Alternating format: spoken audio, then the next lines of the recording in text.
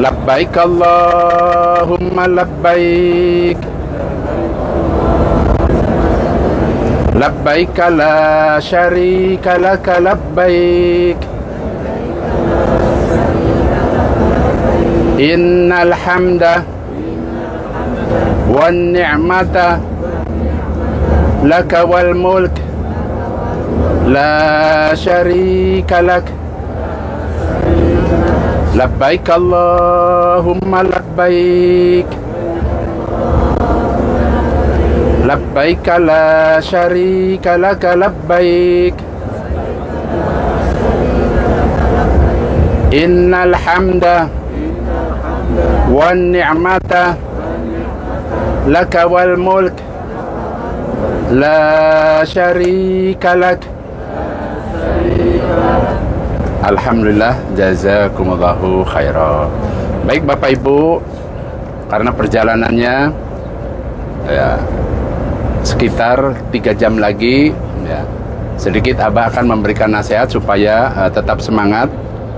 Jadi kembali Abah ingatkan pahala-pahala orang yang melaksanakan ibadah umroh.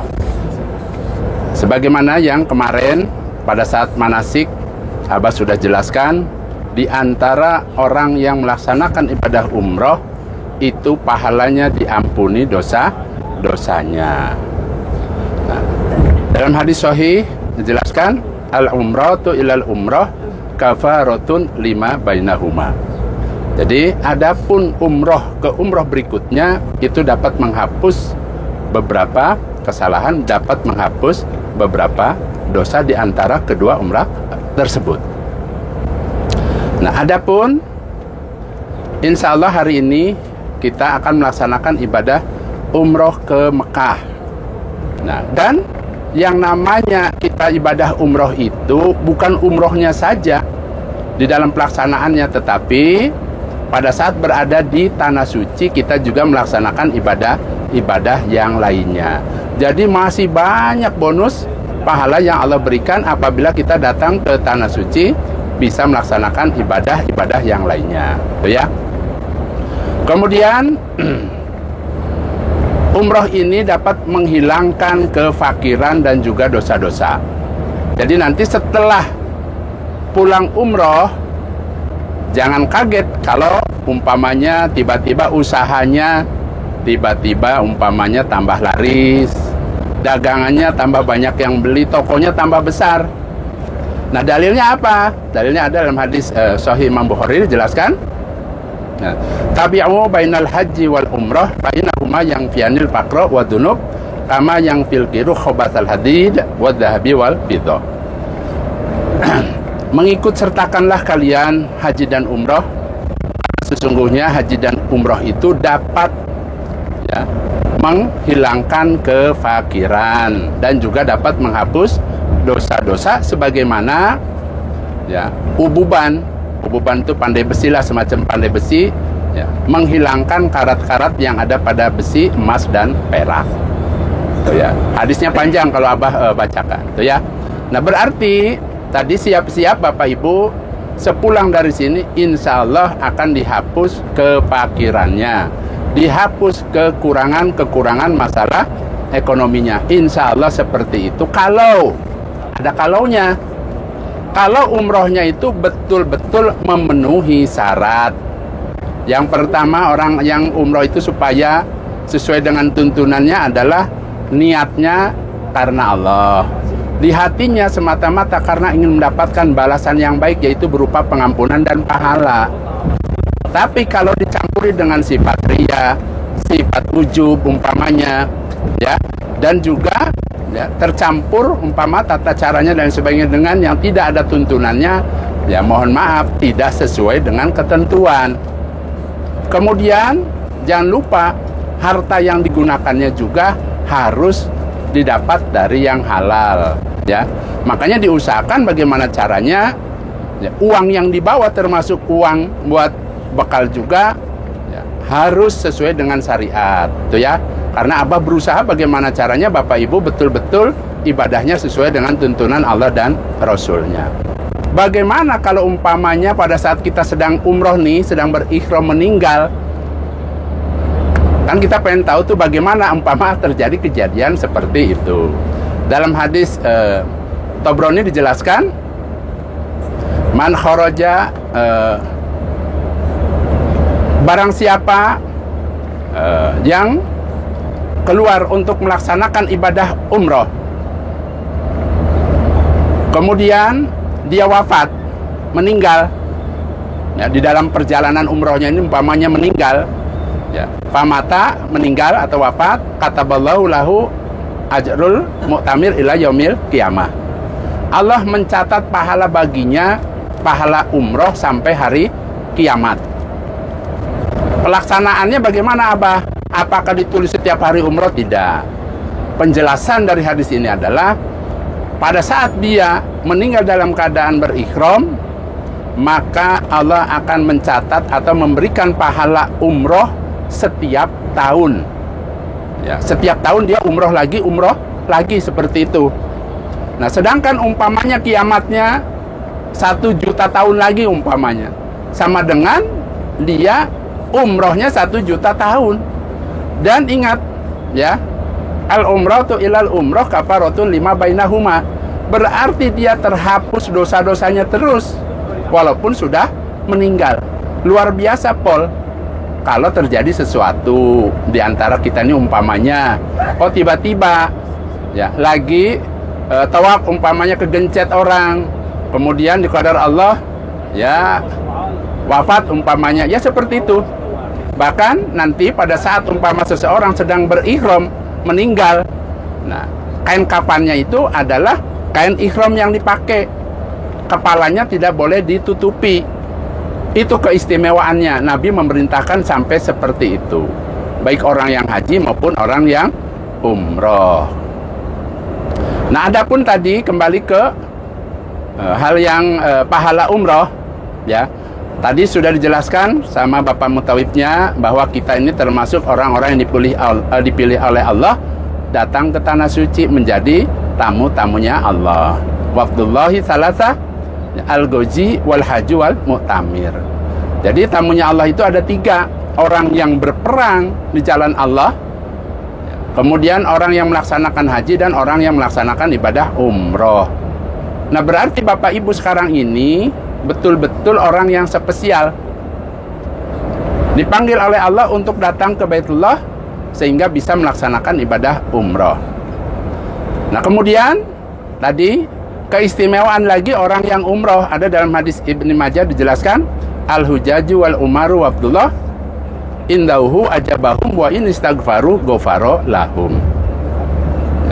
Adapun orang-orang yang melaksanakan haji dan umrah itu merupakan tamu-tamu Allah.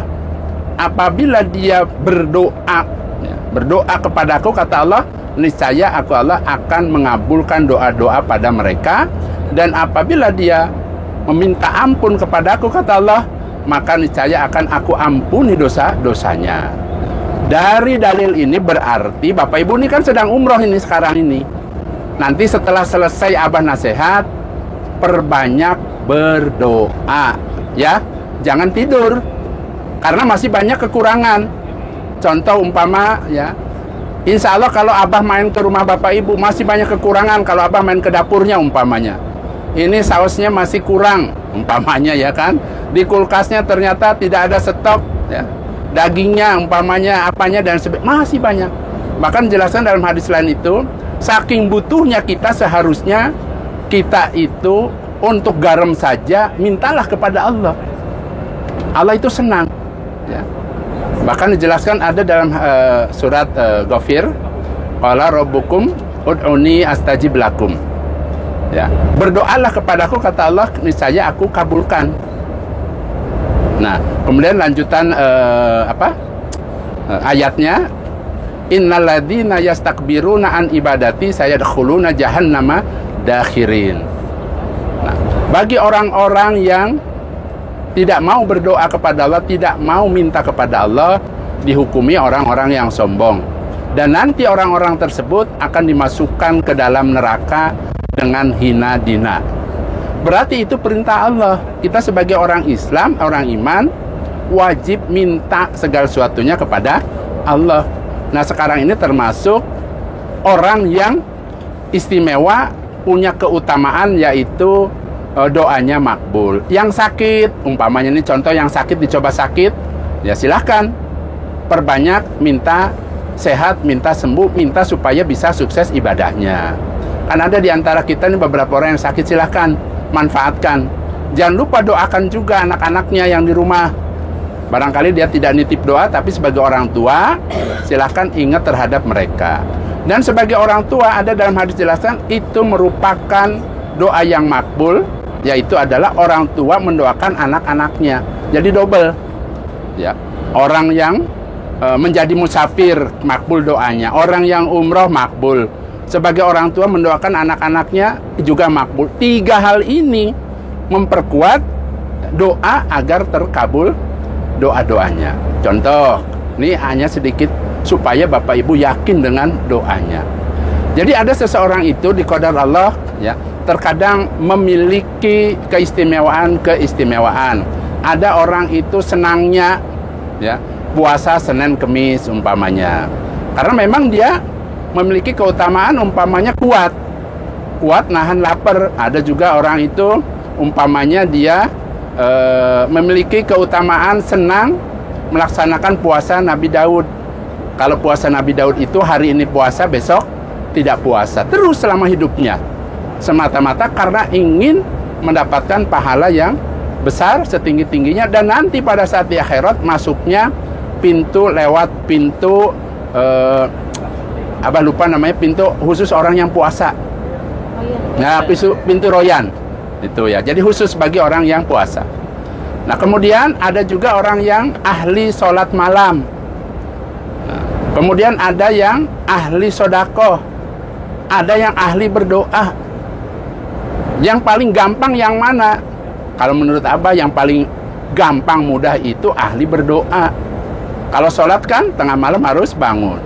Puasa ya tadi harus nahan lapar. Sodakoh harus banyak uang.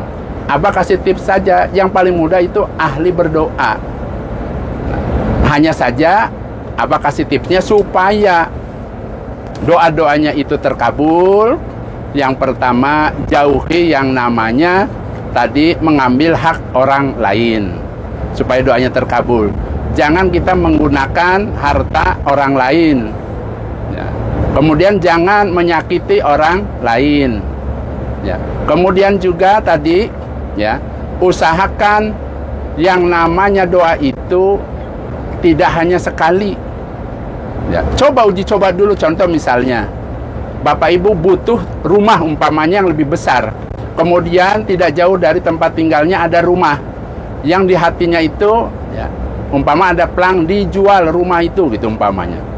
Usahakan setiap lewat berdoa, ya Allah, jadikan rumah ini menjadi milik saya dan jadikan rumah ini tempat yang barokah untuk anak cucu saya, ya Allah. Setiap lewat terus doa. Itu sudah dibuktikan sama Abah, ternyata benar, ya. Jadi setiap lewat tuh, zaman dulu Abah tuh nengok lagi, ini tanah kosong, ada kebun pisang, tanahnya luas lagi. Setiap mau ke ke tempat usaha Abah lewat, ya Allah, sambil dipegang tuh itunya temboknya, jadikan ya Allah tempat ini tempat yang barokah buat saya dan keluarga saya, ya Allah. Gampang, mudah, cuman begitu aja udah, ya. Kemudian kapan dikabulkannya? Nah, ini memang harus sabar, nggak bisa langsung, ya. Biasanya ya butuh waktu. Nah, ini supaya menambah keyakinan. Kemudian dirapal. Kalau bahasanya rapal itu berarti diwirid doanya. Tapi bukan diwirid terus-terusan. Contoh misalnya di motor umpamanya, Abah umpamanya ada keperluan tuh, tapi nggak lewat rumah itu, di jalan. Kalau kita kan, kalau motor kan tangannya 2 ya, nempel ke stangnya, telunjuk angkat ke atas, itu tuntunannya. Kemudian berdoa, ya, yang kanan tunjuk yang ke langit, kemudian berdoa, ya Allah, rumah yang itu belum juga, ya Allah, menjadi milik saya, ya Allah. Beri rezekinya, jalannya, ya Allah. Terus saja begitu. Ya, kenapa? Karena di setiap perjalanan itu sebagai seorang musafir di dalam perjalanan itu makbul, ya. Nah, ini sebagai contoh saja, ya.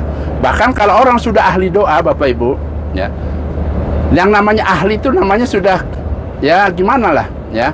Umpama contoh orang itu sakit nggak bisa buang air besar umpamanya, itu tinggal ya Allah orang itu nggak bisa buang air, ya Allah bantu ya Allah, tiba-tiba tuh umpamanya besok tuh dia bisa buang air itu ya. Jadi umpamanya seperti itu. Jadi kalau bahasa saya itu adalah mulutnya itu manjur. Nah, anak umpamanya cucunya nakal nih umpamanya ya, terus kemudian udah tinggal doa saja, pegang ubun-ubunnya, doakan saja. Itu ahli doa diantaranya ya. Nah, hanya saja yang terbaik itu adalah kita bisa mengambil keseluruhan. Ahli sholat malam ya, ahli sholat sunnah, ahli puasa, ahli sodako, ahli doa. Nah, diusahakan bisa seperti itu. Nah, ini hanya sekedar tips saja ya. Nah, kemudian nanti Bapak Ibu, insya Allah di Mekah kita totalnya sekitar 6 hari. Nah, hari ini ya selesainya umroh itu diperkirakan antara jam 2 sampai jam 3 malam sampai hotel istirahat. Besoknya bebas. Hari bebas itu dalam artian silakan memperbanyak ibadah di Masjidil Haram. Yang kuat, yang sehat, Abah memberikan arahan, usahakan bisa berdoa di Multazam, itu ya. Kenapa? Itu merupakan tempat yang makbul untuk berdoa. Caranya bagaimana, Abah? Caranya ya, yang laki-laki pakai tuh pakaian ihram, tapi pakai celana dalam, pakai apa? Kemudian datang ke masjid, ya, tawaf sunnah dulu umpamanya, cari pahala dulu, kemudian usahakan setelah itu ikut, ya, di situ ngantri bisa bisa nempel ke tembok Ka'bah. Posisinya di mana? Posisinya antara pintu Ka'bah dan Hajar Aswad. Ciri-cirinya ada orang yang lagi berdiri. Biasanya itu polisinya. Nah, itu di sebelahnya. Usahakan bisa nempel dadanya, pipi kanannya, dan kedua lengannya. Itu tuntunannya seperti itu cara berdoa di Multazam. Kemudian usahakan di hotelnya disetel TV-nya. Kalau mau tidur nih habis makan malam setel. Perhatikan ya, yang siaran langsung Masjidil Haram. Kalau yang namanya yang lingkaran Hijr Ismail itu dibuka, maka segeralah datang ikut antrian, karena sulit untuk ditentukan kapan bukanya. Kalau umpama seorang ibu-ibu lihat TV, wah dibuka nih, baru dibuka, udah siap-siap aja ke sana. Karena apa? Hotelnya dekat kita, ya. Diusahakan, insya Allah bisa masuk, insya Allah. Kenapa? Karena hotelnya tidak terlalu jauh, itu ya. Kemudian, Abah saya ngapain masuk ke situnya? Tadi itu merupakan tempat yang mustajab untuk berdoa. Boleh di situ sholat 2 rakaat umpamanya. Saya pengen sholat hajat karena ada permintaan nih. Saya kepengen anak-anak saya jadi anak yang soleh dan soleh. Pengen semua anak keturunan saya jadi orang kaya raya umpamanya. Pengen saya itu punya apa boleh silahkan. Dunia akhirat boleh minta gratis, ya. Nah, kemudian tadi itu target-target ya. Adapun umpamanya yang sudah sepuh tidak harus mencium Hajar Aswad, tidak harus yang tadi Abah jelaskan ya. Umpamanya sakit silahkan sholat di kamar. Karena apa? Pahalanya tetap, semua amalan di Tanah Haram itu akan mendapatkan pahala lipatan 100.000 lipatan. Ada tuntunannya. Kan kemarin ada yang bertanya, Abah, umpama saya ini kurang sehat, sholatnya di kamar. Kalau di kamarnya itu masih di area ya, Mekah, maka akan mendapatkan pahala 100.000.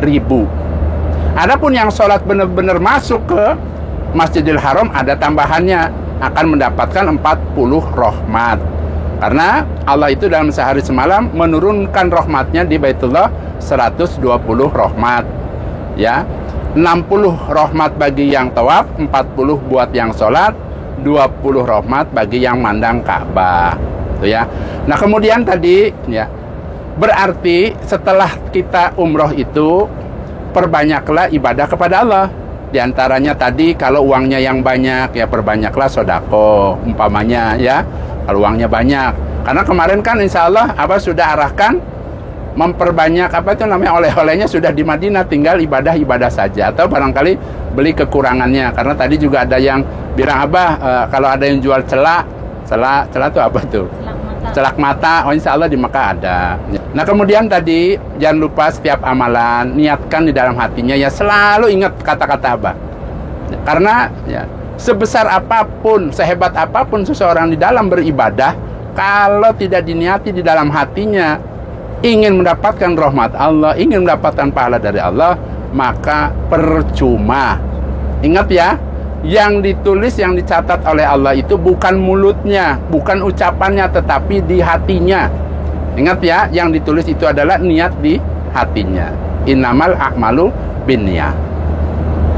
Nah kemudian tadi ini perjalanan kita kurang lebih sekitar ya sampai di sana itu seperti yang Abah katakan, selesainya itu biasanya selesai sholat isya. Insya Allah Bapak Ibu tadi mungkin sudah lapar ya, Insya Allah. Kalau Abah tadi karena mau minum obat jadi makan sedikit. Nah nanti di sana ya, Insya Allah Bapak Ibu akan berpisah dengan Abah kalau yang dari PT Al-Buruk ya. Tapi tetap satu jalur dekat ya. Kemudian nanti ya turun koper dan lain sebagainya. Insya Allah kalau jam waktu makan kita bisa makan dulu. Tapi tetap ya, tadi ada yang bertanya, Abah, ini bagaimana pakaian ihramnya? Diusahakan jangan diganti dengan baju biasa. Tetap seperti ini ya, bagi yang laki-laki. Kalau wanita bagaimana? Kalau saya mau mandi ganti baju yang lain, boleh. Abah, apakah wajib warna putih? Orang umroh itu tidak wajib. Kalau adanya warna lain itu boleh, tidak apa-apa ya. Nah kemudian tadi ya, nanti ya pada saat mau meninggalkan hotel usahakan sudah berwudu. Kemudian ingat kemarin Abah pesan, berdoalah kepada Allah minta supaya dihilangkan dari rasa pengen BAB, pipis, kentut ya. Karena merepotkan, satu orang umpamanya batal, yang lainnya jadi nunggu apa umpamanya ya. Baru juga nyampe pelataran, Abah saya kentut, kapan selesainya, jadi nggak maju-maju ya. Diusahakan berdoalah kepada Allah. Nah kemudian tadi ya, yang terakhir Abah amanah kepada Bapak Ibu, usahakan bisa rukun, kompak. Kemudian usahakan hatinya itu bahagia, jangan cemberut, jangan kesel. Kita sudah sampai di Mekah nanti, kan keinginan Bapak Ibu begitu ya. Umpama ada hal-hal yang tidak mengenakan, anggap saja itu hiburan. Berbahagialah ya, kapan lagi hidup ini hanya sekali, belum tentu Bapak Ibu bisa datang lagi ke kota suci. Ya usahakan hidupnya dirinya itu bahagia, karena kebahagiaan itu bisa diciptakan sendiri ya. Yang penting jangan senyum-senyum sendiri, ciptakan saja saya harus bahagia. Karena apa? Menjadi tamu Allah, bahagia bisa ibadah. Nah ini mudah-mudahan Allah memberikan kepada kita sehat ya, kuat, rukun, kompak. Kemudian ya, kita sebagai orang iman, orang Islam harus peduli sesamanya ya. Jangan kalau misalnya ada orang yang sakit diacukan ya. Tapi tadi niatkan saya cari pahala. Ya Allah, saya ingin cari pahala. Tawari minum, umpama ada orang kelayangan, tawari obat. Tadi Abah alhamdulillah ya, ada orang yang soleh dan soleha. Abah kelayangan, tadi bilang ke bapak sebelah, sekarang gantian Pak, saya yang pusing kelayangan meriang-meriang gitu. Ada yang ngedengar, ngeluarin obat, Masya Allah, pahalanya nanti balasannya besar kalau di tanah suci itu ya, seperti itu. Mudah-mudahan Allah paling manfaat dan barokah. Silahkan setelah ini perbanyak doa ya, sambil nanti baca talbiyah, mintalah kepada Allah, mumpung di perjalanan, mumpung jadi tamu Allah, mumpung masih menjadi orang tua, doakan anak-anaknya. Baik Bapak Ibu, itu saja sedikit nasihat dari Abah. Mudah-mudahan Bapak Ibu sehat, kemudian bisa sukses ibadahnya, bisa kembali lagi ke tanah air dalam keadaan sehat barokah. Baik Bapak Ibu, wassalamualaikum warahmatullahi wabarakatuh.